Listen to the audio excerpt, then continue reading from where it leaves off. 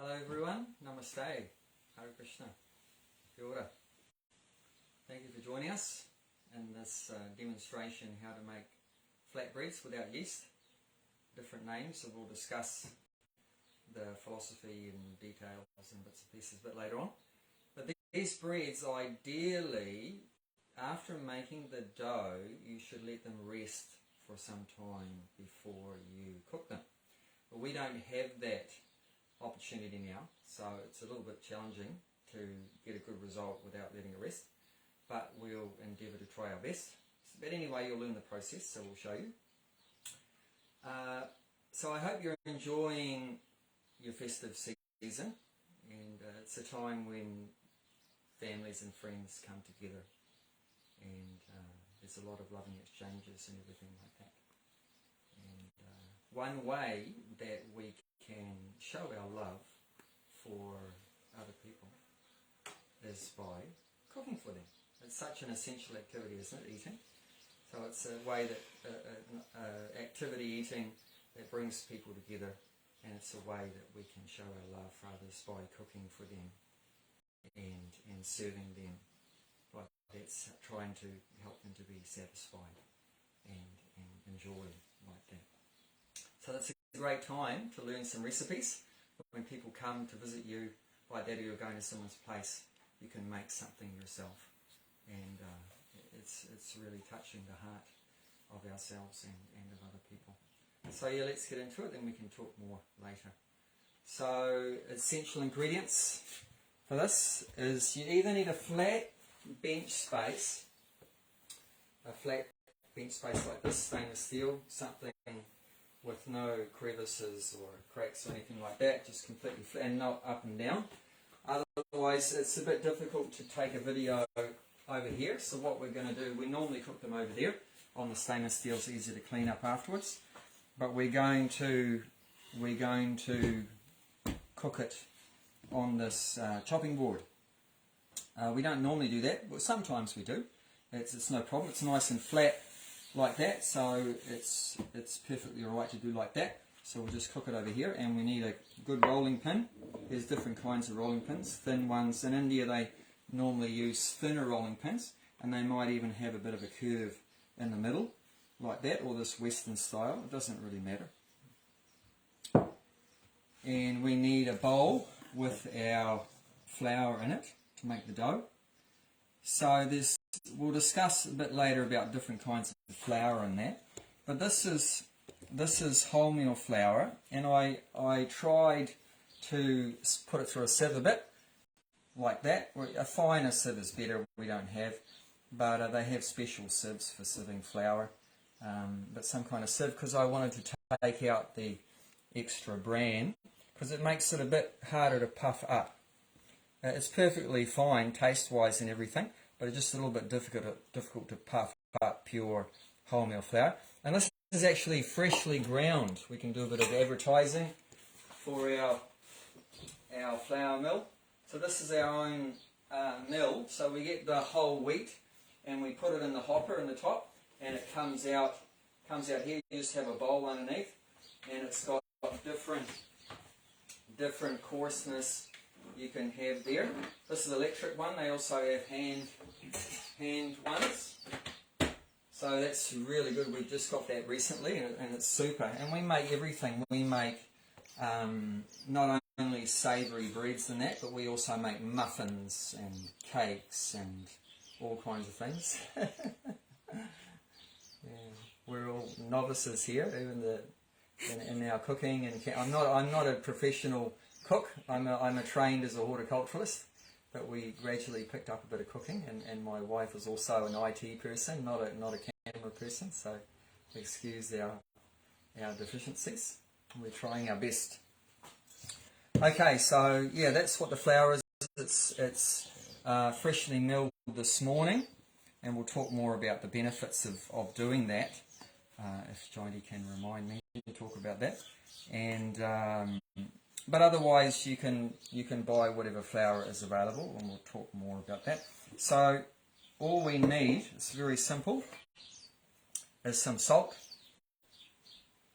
And I've got all the amounts of flour and salt and everything in the post I put out a couple of days ago, the ingredients. So just mix that with a spoon or with a whisk, no problem. And then I've got a water that I heated up. I haven't given you measurements for the water because it's going to vary depending on the quality of flour and everything like that. But I'll give you an idea what to do. So this is 2 cups of flour, so it's probably going to be roughly about 2/3 of a cup, roughly. So anyway, I'll pour in nearly all of that. Not quite, just in case. If you do put too much water and it's too sloppy, you can always add more flour. Put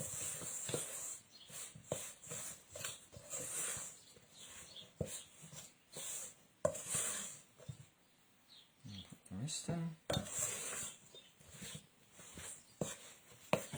So first of all, we just mix it with a spoon. This is an activity where you roll your sleeves up, see what I did, or have short sleeves because you're going to be getting your hands a bit dirty in this operation when it comes to the kneading. I'm going to add a little bit more.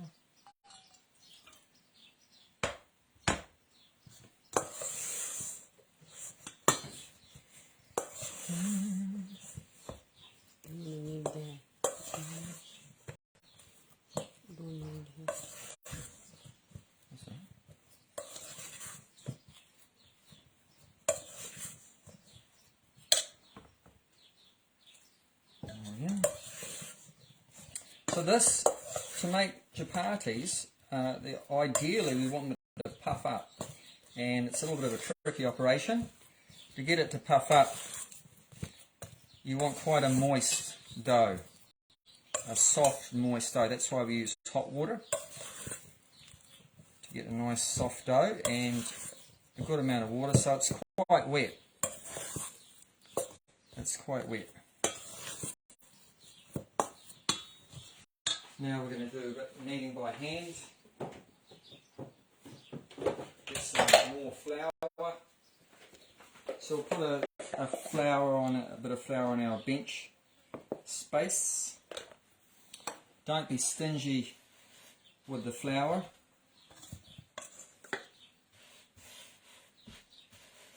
You don't want it sticking to the surface.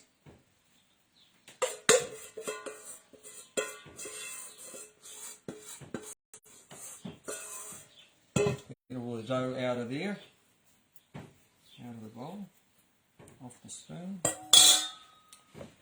You can have a bit of flour on your hands too. This is why you need to roll up your sleeves. So it's going to be a bit sticky. Well, that's the way it should be. So there's many different ways of kneading, so I'll leave it up to you which technique you use.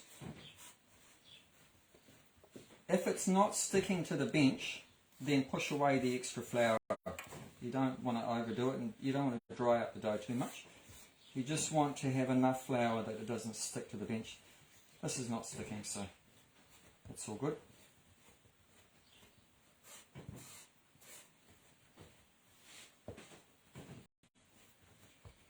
And the secret of making nice chapatis is kneading it nicely to the point where it becomes very soft and pliable.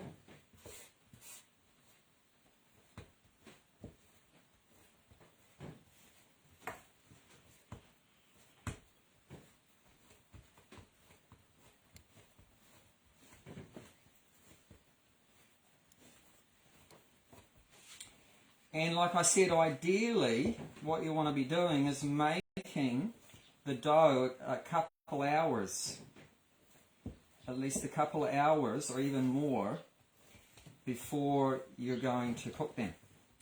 As I said, we're not doing that today, but this is ideal, maybe a couple of hours. an hour or 2 hours, 3 hours, whatever, a couple of hours on average beforehand, and that'll give the dough time to do its thing, all the gluten and everything, and it'll just give it more chance that it's going to rise up. We won't need it too long today because we don't want to take up too much of your valuable time, but you might even need it a bit more than that I'm doing, but just for a demo, just do a quick version.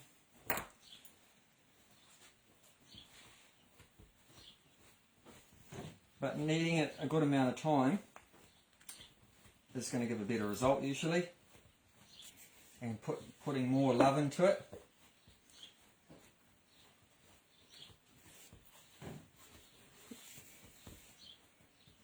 They have machines that may do this as well, but then not so much of your own personal energy and love. So doing it by hand is good.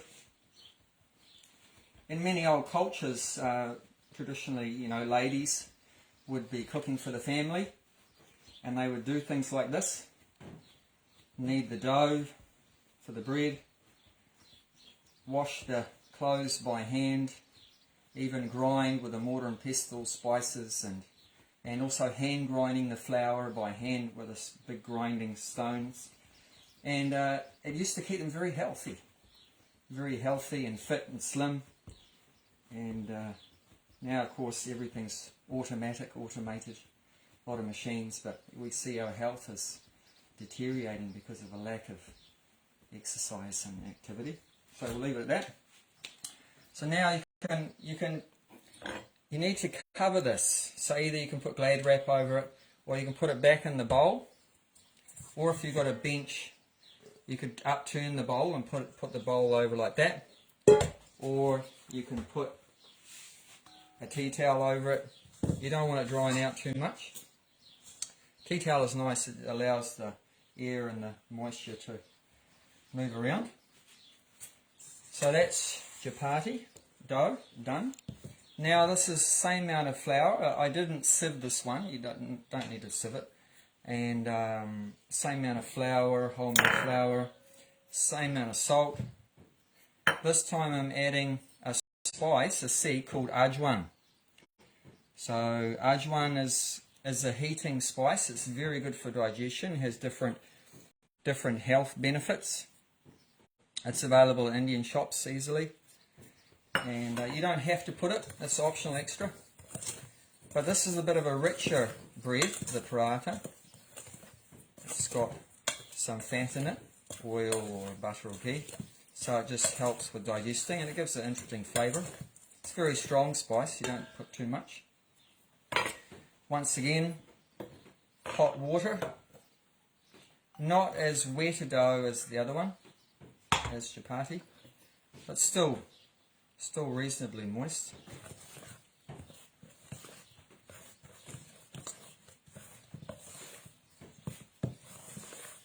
So you just mix it roughly in the bowl to start with.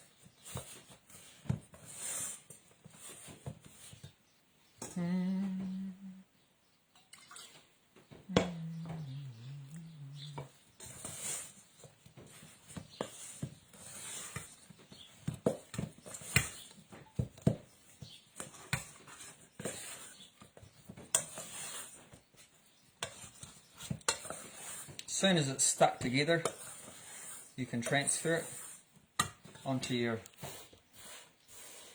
kneading surface. Once again, a bit of flour.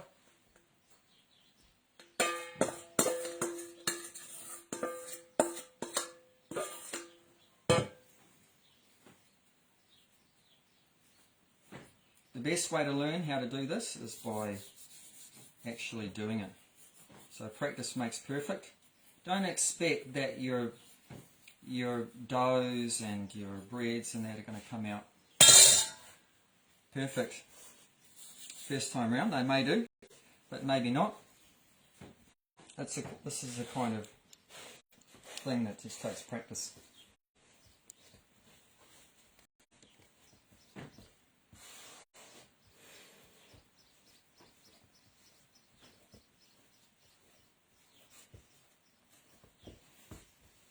So in a menu, the best thing would be to first make the dough and keep it ready.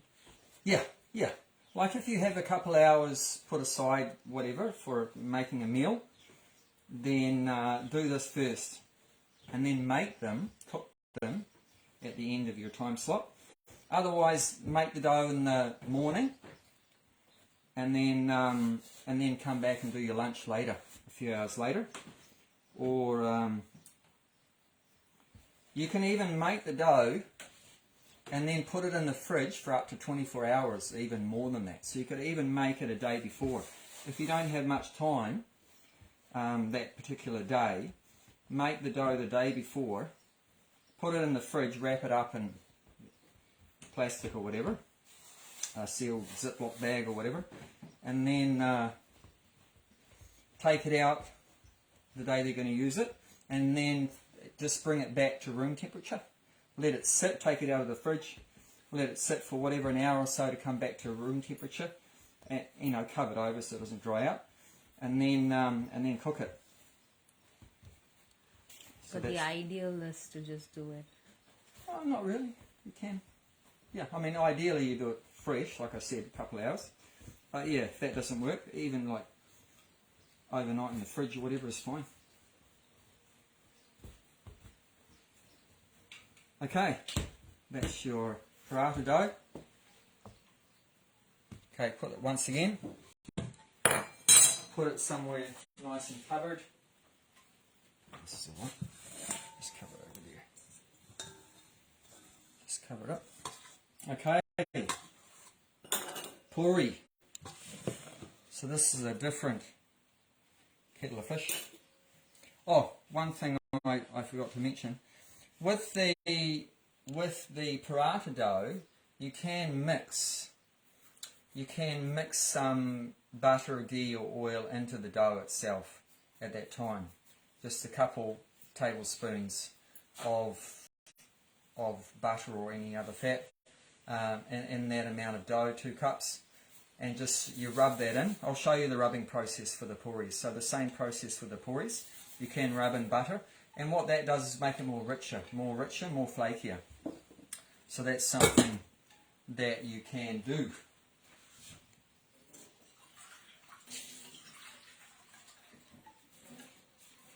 So this operation is cold water, and like I said, we'll put some kind of fat in there.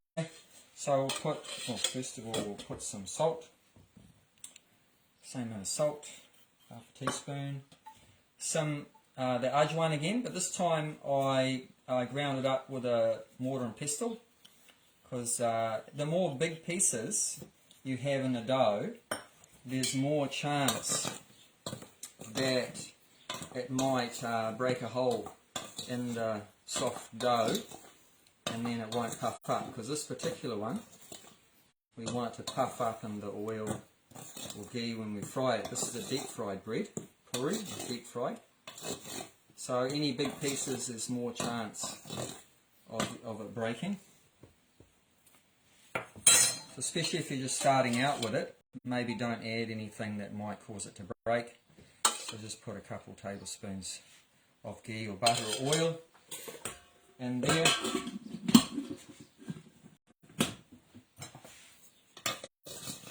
You can mix it with a spoon first.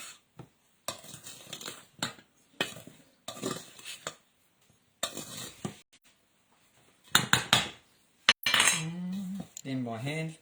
So this way, just what we're doing here is rubbing the butter or ghee or oil, whatever you're using, into the flour.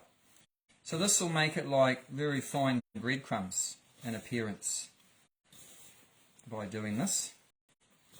So this is what you do when you make pastries and stuff, right? You do like this. And you can go like this to mix it.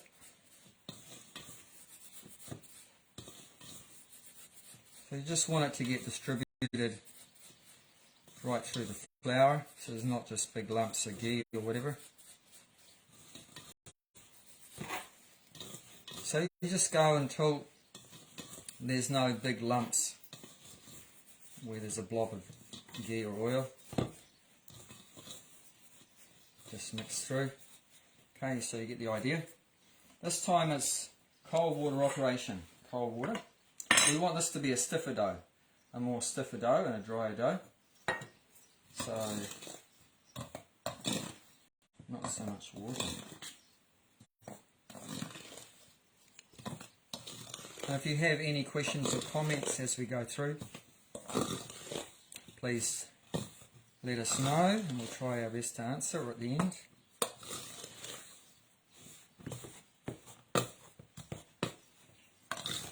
Once again, just mix it with a spoon.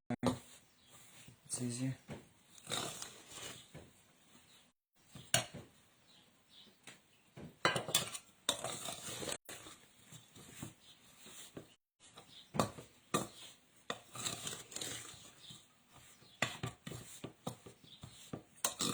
It's easier, it's going to be easier to make a dough with finer kind of flour, so feel free to use, if you use wholemeal, use sifted wholemeal. It's going to be easier for you than just straight wholemeal.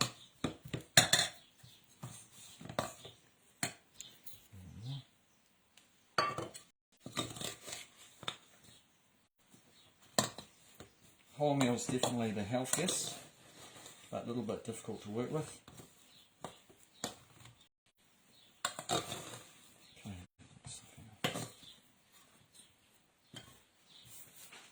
Put some of the extra flour. We talk about... Yeah, we'll talk about things later. Like, what was the point? Grinding it fresh. Yeah, we're going to talk about that later. Okay, so this time you have a clear bench, no flour. No flour.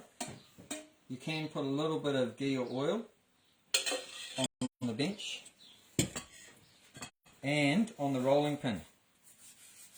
I'm not at this stage yet. I'm a step ahead. Step ahead. But yeah, on the bench.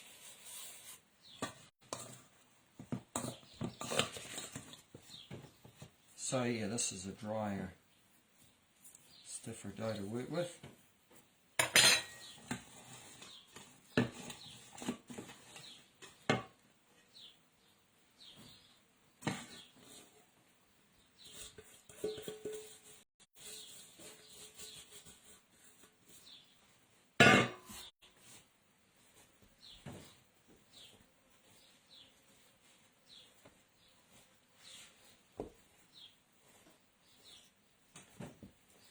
So because it's a stiffer dough, there's less water in it, it's not going to stick so much. So I haven't got any flour at all, but it's not really sticking very much. If it is, then you probably put too much water, and then you maybe need to add a little bit more flour, but try to avoid that, because that'll muck up your ratio of everything, and you've already mixed ghee or oil in there, so you don't want to just be adding lots more flour. It's going to change the whole nature of the dough. So just add a little bit at a time, just till you get a stiff dough. So remember, there's not as much water in the poori dough as what you put in the chappati dough or the paratha dough. And remember, for parathas you can do this as well. Mix ghee or butter or oil into the dough if you want a richer, flakier pastry.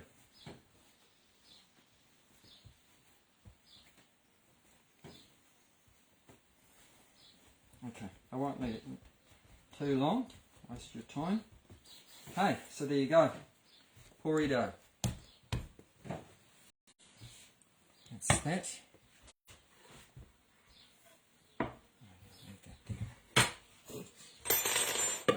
Okay, so we'll leave that covered too. So yeah, like I say, ideally let them sit for a while to do their thing, make it easier for you. So now we'll talk a little bit while we're waiting for that, and then we'll do the cooking. Okay, our board.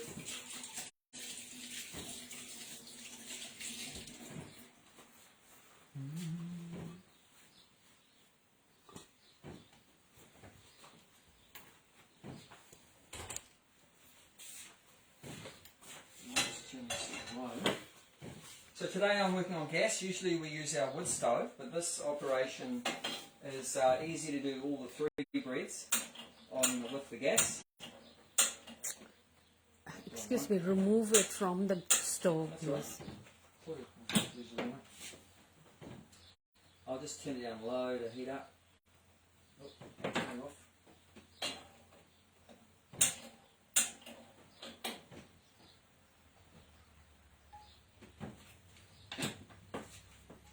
Okay, so with cooking the chapatis and parathas, this is what we're going to be using for that.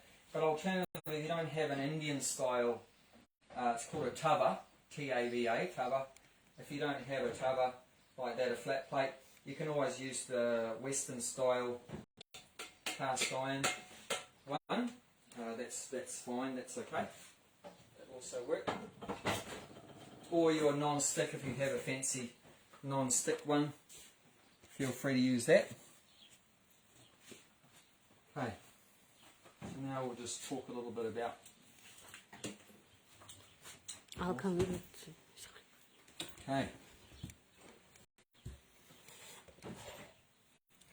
So I've given the heading no yeast flatbreads because there's no yeast in any of them.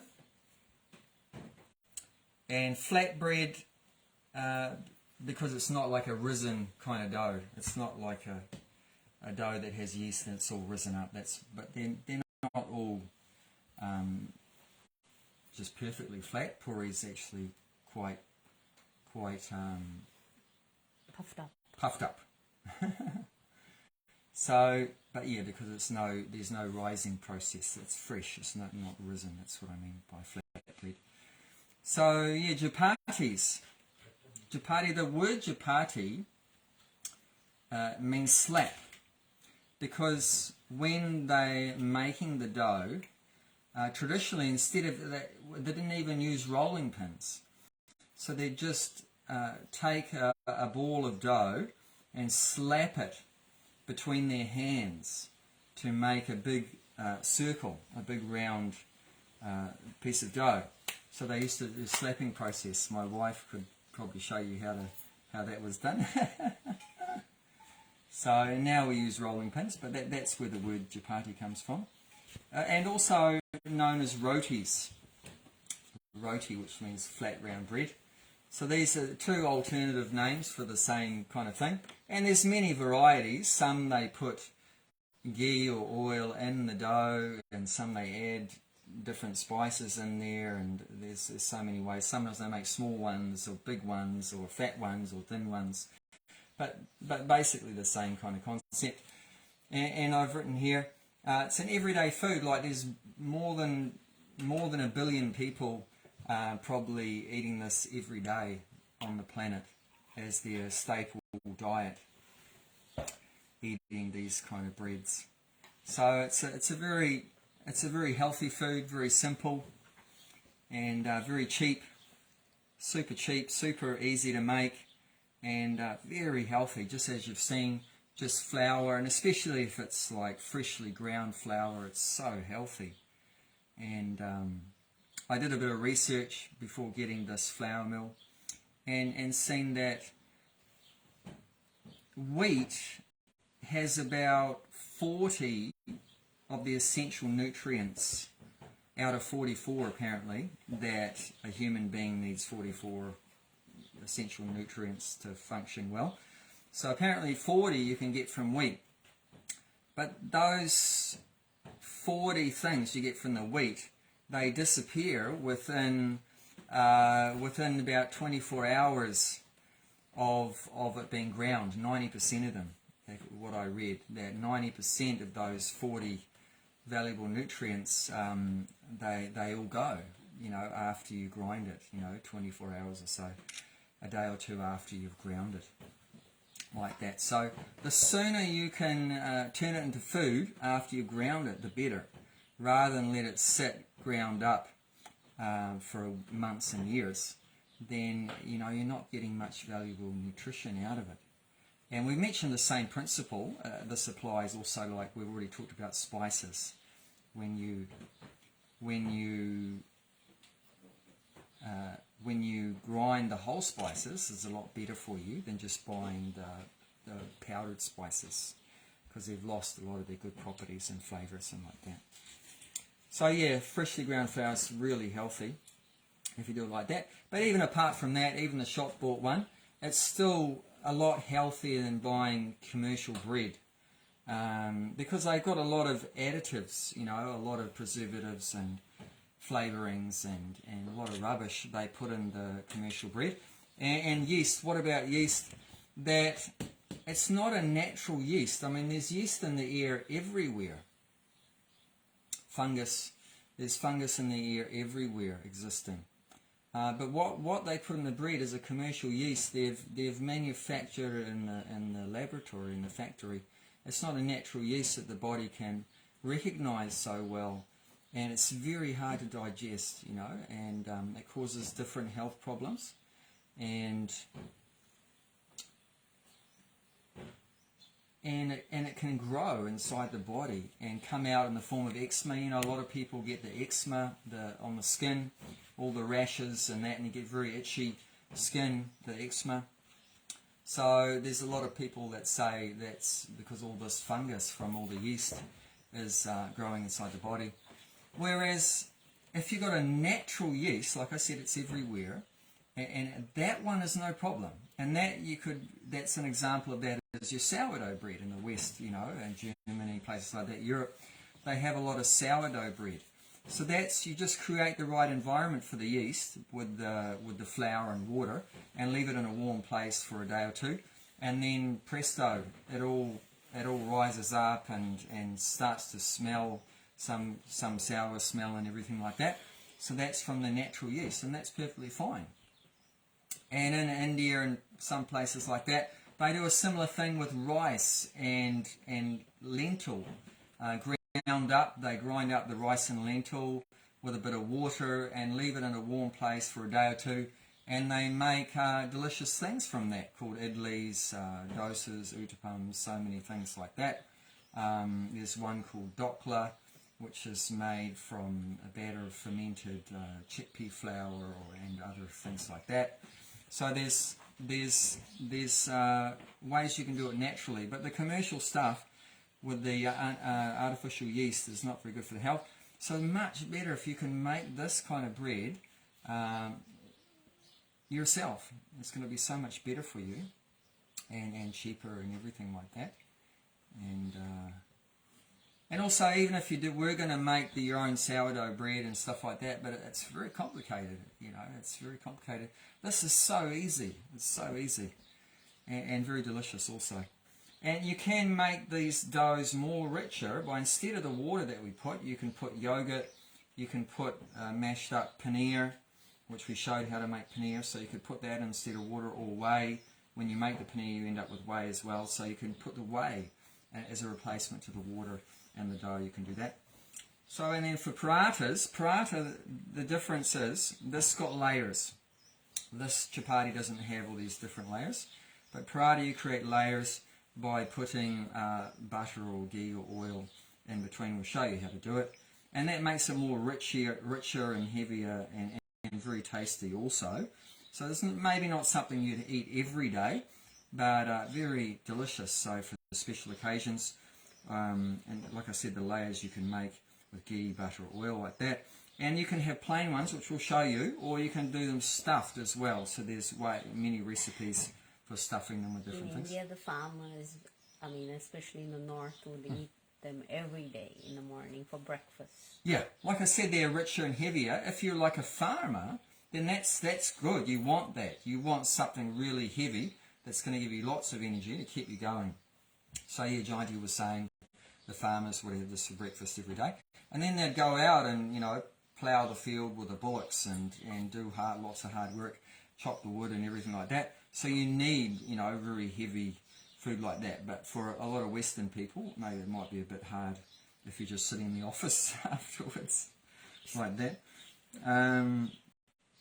Yeah, plain. You can stuff it, put different curries, fillings inside it. We can talk a little bit about that when we're making it. And this is one that you can eat later later on. You could take it on a picnic. If you're going out to the beach or something, you could make it at home and then take it out with you and eat it later. Chapatis and pooris, ideally, you eat them fresh soon after you cook them. They taste the best. But paratha is the one that you can eat it later on. Have a packed lunch and eat it later. And poori. So poori, the word poori means filled. So it's like it's puffs up like a balloon filled with air. But also you can punch a hole in it and put a stuffing of different things in it. So that's where the name comes from. So it's deep fried in either ghee or oil. It has to be ghee, not butter, because the butter, it'll burn if you heat it up a high temperature, or otherwise use oil. It's very rich and tasty, rich and tasty, flaky pastry. And it's great for festive occasions like your Christmas gathering or New Year's or some birthday or a wedding or different things like that. Very delicious. And it puffs up like a balloon while cooking. Often it'll fall flat afterwards. That's why I said it's good hot when it's still puffed up. Otherwise it will generally fall flat a bit. So all these breads are usually eaten with either sabji. Sabji is the Indian word for a vegetable. So any vegetable dish is called sabji. In the West we say curry, but in India they often say sabji. So sabji means like potato and cauliflower or eggplant or like that. So there's different. It's sabji in North India, curry in South India. Okay, very good, very good. Or you could have it with dal, which is like a lentil soup, or your veggie soup. Or you could have it, wrap it up, a salad inside. They have the veggie wraps and stuff like that. So you could wrap salad inside it, and all kind of things like that. Or I mentioned here pickle. And in India often, sometimes they'll have the parathas especially. The parathas, they'll have that with pickle, with yogurt, or with some chutney and things like that. So there's many things you can have with it. Usually they wouldn't be having the breads and rice. Sometimes people do. But this is a grain that you can have that with your veggies and dals and stuff like that. So no need to have rice and these breads in the same meal. So it's normally one or the other, like that. Okay, let's get into cooking it now. We'll let our bread sit for a little bit at least. Let's see how it goes.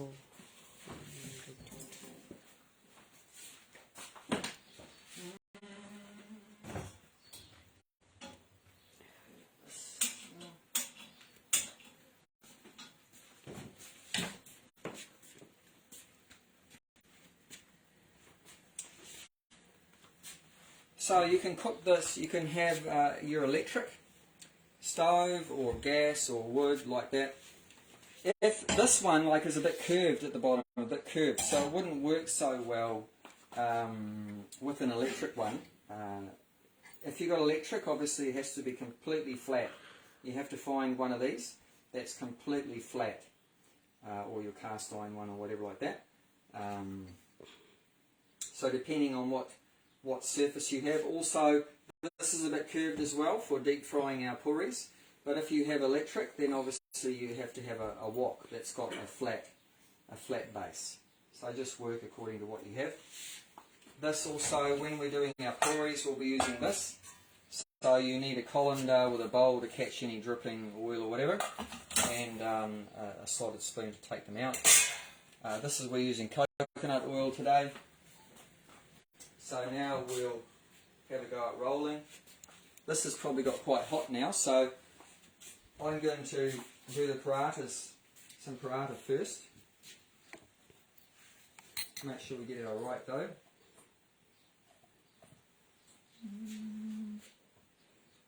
That's the paratha.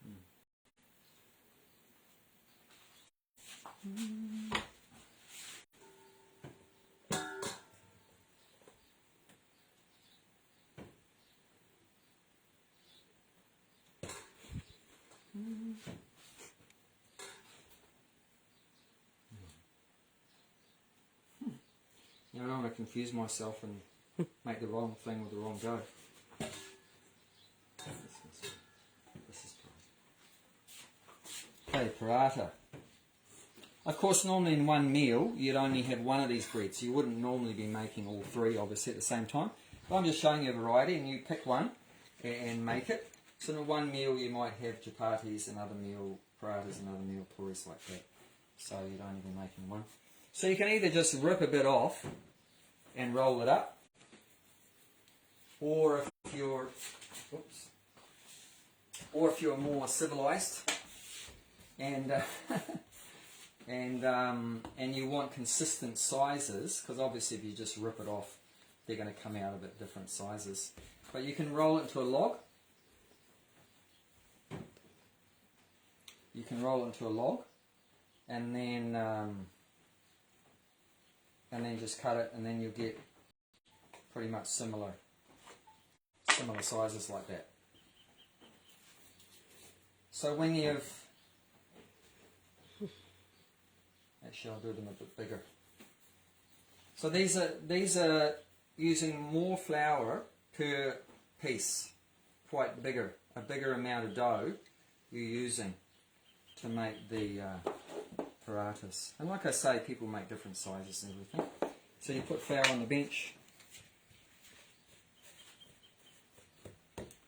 and a bit of flour on your rolling pin.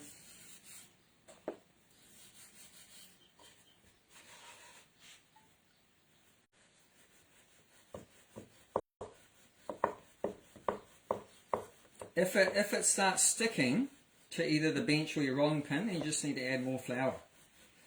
The real experts, not that I'm a real expert, but if you lean more on one side of the rolling pin, you can actually make it spin around. So I don't know if you can notice, but it's slowly spinning around because I'm putting more pressure on the right side, so it's turning, because I want roughly a circle. Otherwise, you don't have to do that. You just turn around 90 degrees and go the other way, and then turn around 90 degrees and go the other way. You're making paratha. Yeah, paratha. Yeah. So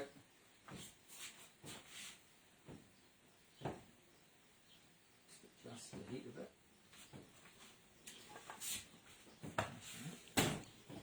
So now what we want is melted butter or ghee, or your oil, whatever oil you're using. And you can use a pastry brush. Even if you don't have a pastry brush, just don't tell the health and safety people I'm doing this, but dip your fingers in it, and smear the butter or ghee or whatever on half. Of course, you've got to wash your hands before you do this. Put whatever fat is on half, then fold it over that. Get rid of any flour there. Get that. And then put your whatever it is on half of that. So this is how we're creating our layers. And then fold that. So now you've got sort of a triangle. Like I say, there's many other ways of doing it. But this is one way. A simple way, very simple. Some other ways are very complicated. So then you roll it again. Once again, a little bit of flour. Remember that one where we saw you put it and then put it in the fridge 100 times pretty much? Yeah. Yeah, there's some complicated process where you put it in and out of the fridge and roll it multiple times and that, but we want to keep life simple. So now we want it reasonably hot. So if there's any extra flour on the dough, you can go like this.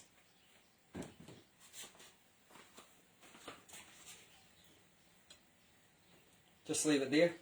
No pushing it or anything at this point. Just it's quite moist in that. Just leave it do its thing. Like that. And this should have like a medium sort of heat. Medium heat. Whereas if I was doing a chappati, then it would be a lower heat at this point.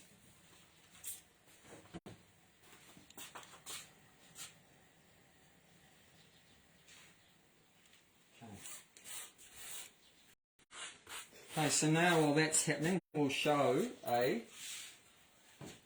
chappati. No, that's poori.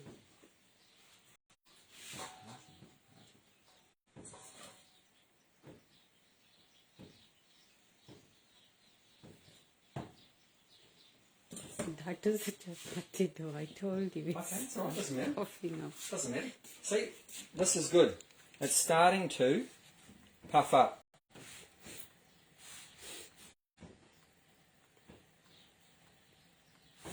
So now I'll flip it over. And this is also good to see. Little brown flecks. Little brown flecks in there. If your fingers are sensitive, don't do what I'm doing. I'm showing you what not to do. Don't touch it with your hand. Like that. So you can use a tea towel like that.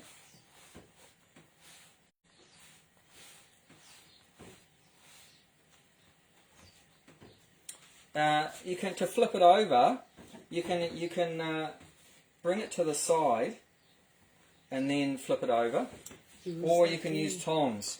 But using tongs, if you use tongs, be careful because you don't want to cut into this delicate dough. Otherwise, you don't want to cut into the delicate dough, and then it might break. Now, why can't you use a spatula to turn yeah, it you can over? use a spatula. Yeah, whatever takes your fancy. Spatula, tongs, whatever you want. Flip it over with a spatula, whatever. So, what we often do for regular eating at home, once it's cooked like it is, a bit of brown flecks throughout it like that, you just do one side and then the other side, and then we take it off and just put a bit of butter or ghee on one surface, and once we take it off. So we would then, it's cooked on both sides, so once, then we take it off and put a bit of butter or ghee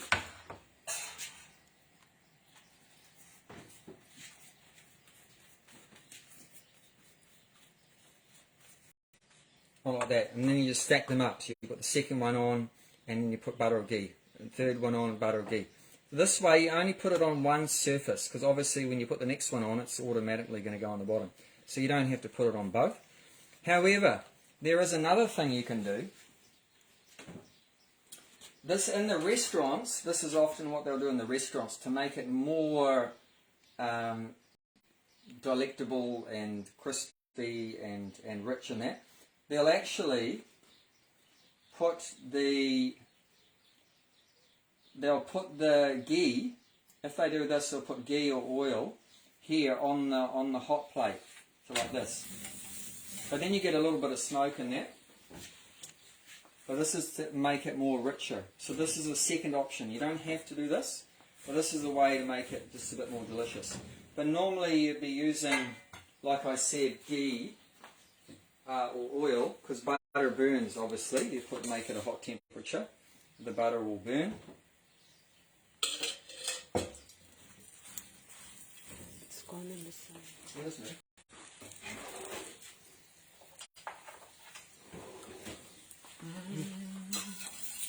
And you could use your spatula or whatever. So let it cook for one side. So, yeah, if you want it more richer and delicious, then you can do it this way. Otherwise, for our everyday eating or whatever, we normally don't do this. Put the fat on the griddle. So yeah, that's completely your choice.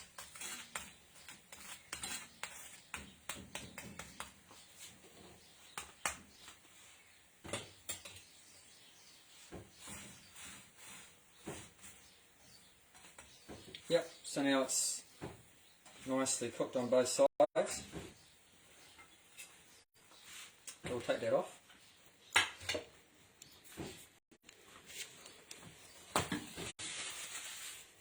Now I'm going to turn it down low now because I'm going to show you how to make a chapati. And I don't want any fat on this when I make the chapatis. So I'll just take that off with the paper towel. Like I say, normally you wouldn't be doing both operations at the same time. So now you get your chapati dough. Deb just says hello. Hello, Deb. Welcome. She's gone. It's the same process as with the paratha, starting off. So a bit of flour there. If you want, you can press down more one side and spin it around. Otherwise, just keep rotating it. Get some more flour.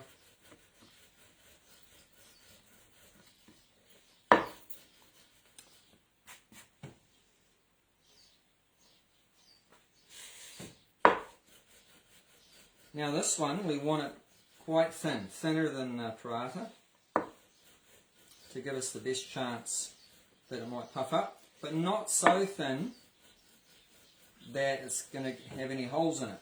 So definitely you don't want to be breaking any holes in it. Have enough flour that it's not getting stuck, because if it gets stuck, what are you going to do? You're going to force it. You're going to force it and you're going to rip it. So you don't want to be ripping the dough, you don't want to stretch the dough too much, like that. So this, you do it quite thin. Then like the same time with the paratha, you just take off any extra dough, flour I mean.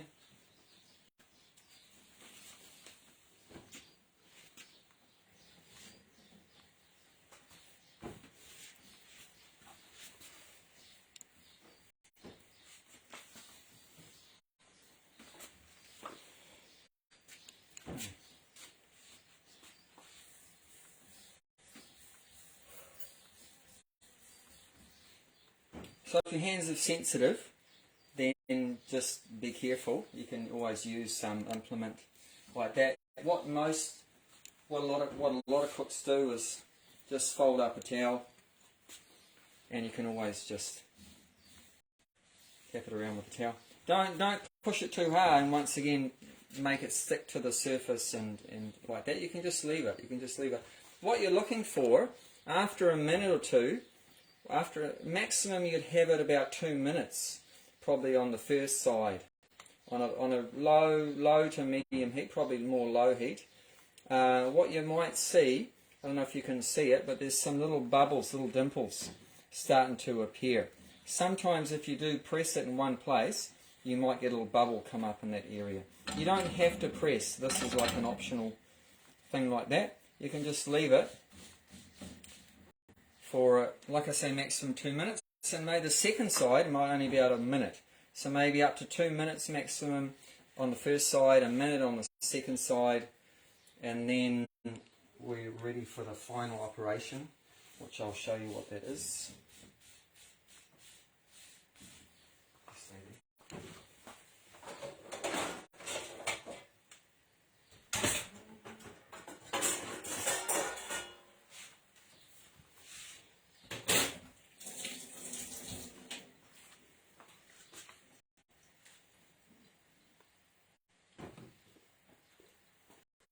And get the tongs out.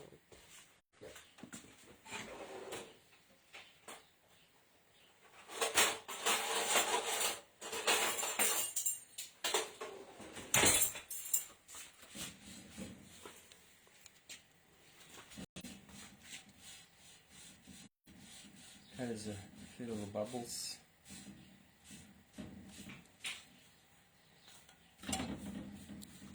And then you're hopefully going to see some little brown flecks.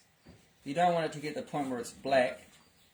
You don't want any black points. It means it's become very hard and everything like that. It's going to be very difficult to puff it up. Like I say, ideally the dough should rest for a couple of hours. That's going to give you the best chance that it's going to puff up, because we're going to try to get this to puff up. It might not happen because we haven't let the dough sit for very long. I didn't really need it for so long. But if you do give it some more time, that will be better. And if you use a more finer flour, what I didn't mention, I've mentioned in the ingredients list you can get atta or chapati flour from the Indian shops. So that's more finer. What is atta or chapati flour? That's a more finer wholemeal flour. Okay, so now we take it off the heat. You can flip it around. Take it off the heat, and then crank it up. And then, so this is the second side. We did one side, then did the second side. Then, so whatever the top side is becomes the bottom side.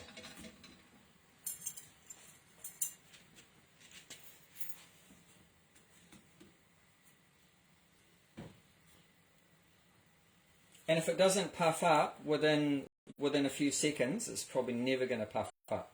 So this one might not puff up much. It's puffing up a little bit there. But yeah. Yeah, that's as far as it's going to go.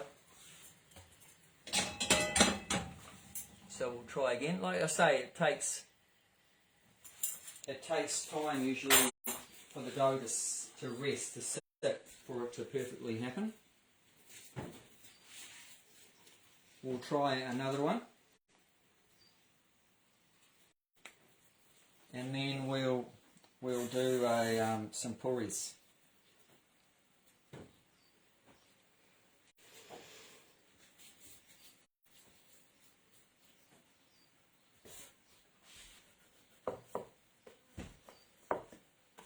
Let's see if we can get one to puff up so you'll see what it's like.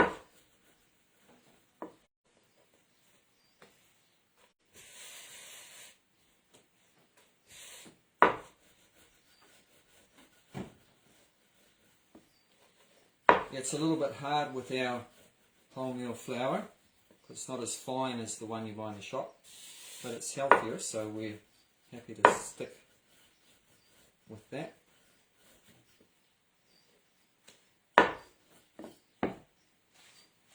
Okay, let's try it again.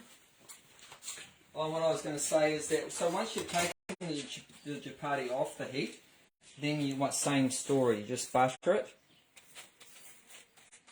with a bit of your ghee, butter or oil, like that, or you don't have to. If you don't want to do that, then you just leave it plain.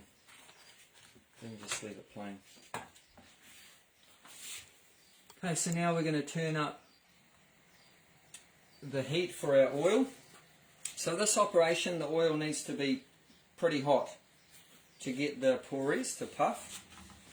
So we've got two things happening at the same time. We'll just have this chapati going and we'll start our poori operation. So we get our poori dough, and this time you don't want any flour on the bench. So like I said, if you want them the same size, you can roll a log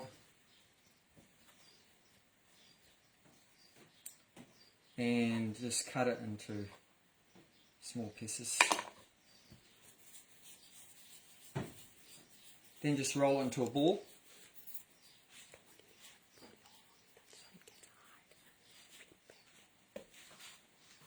We'll flip our chapati over.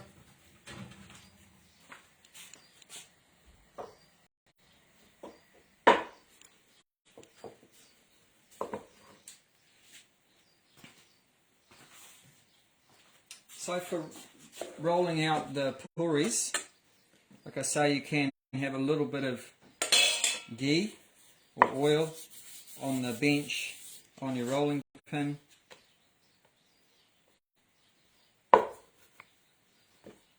Just a very little bit, not too much. Oh, I put a bit too much.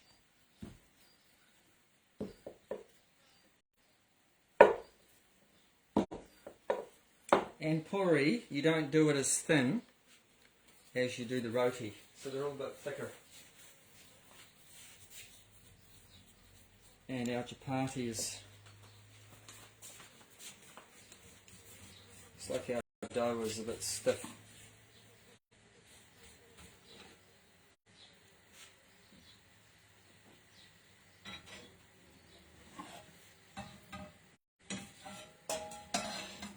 flip it over. Yeah, it looks like not much luck today with puffing up. Slightly. But ideally it should puff up a little bit like a balloon.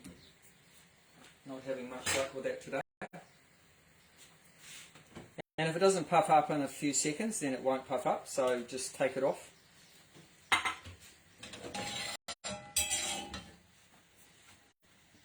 Like I say, if you want, you can smear some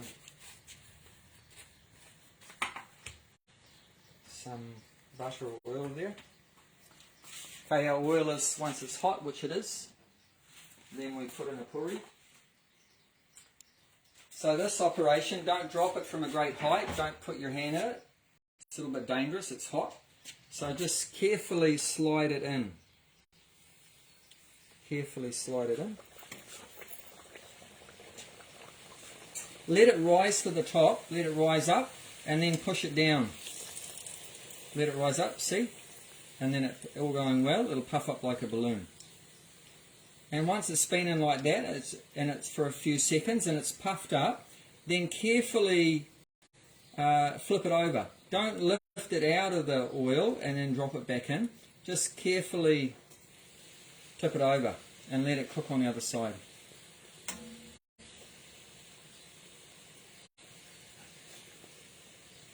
So this one worked out alright.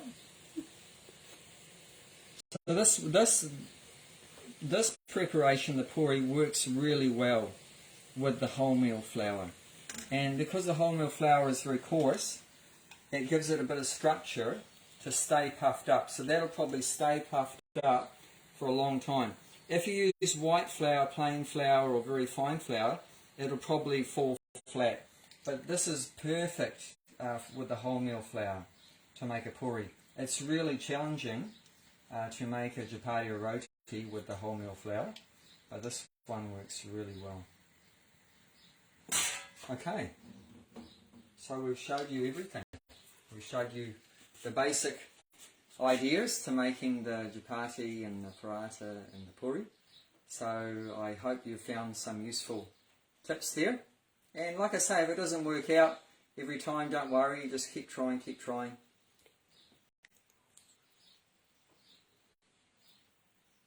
And we wish you really well over the festival season. Hope you have a wonderful time with your friends and your family.